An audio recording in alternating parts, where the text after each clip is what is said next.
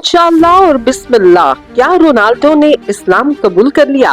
पुर्तगाली सुपरस्टार ने एक बार फिर शानदार कारकर्दगी दिखाते हुए अपने सऊदी क्लब अल नसर को अल नजमा के खिलाफ 500 से फतेह दिलवाने में अहम किरदार अदा किया।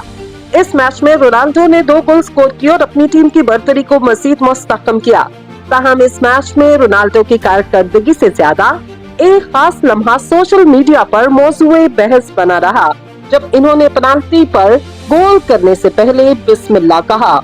इन्होंने 56वें मिनट में पेनाल्टी के जरिए गोल करके स्कोर 3-2 कर दिया। बादशाह 73वें मिनट में एक और गोल करके टीम की बढ़तरी 4-2 कर दी।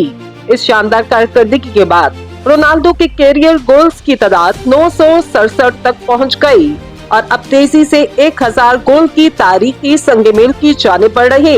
ये पहला मौका नहीं जब रोनाल्डो ने मुसलमानों की जिंदगी के लाज़मी जुज़ समझे जाने वाले किसी मखसूस इस्लामी लफ्ज का इस्तेमाल किया हो।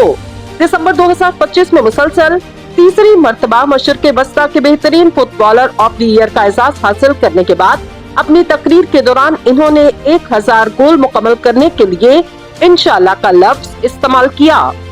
सोशल मीडिया पर इस हवाले से क्यास आराइयां जारी हैं कि रोनाल्डो मजीद कुछ अरसा सऊदी अरब में रहे तो इस्लाम कबूल कर सकते। ताहम इस हवाले से खुद रोनाल्डो के करीबी जराये ने इस किस्म की कोई बात नहीं की।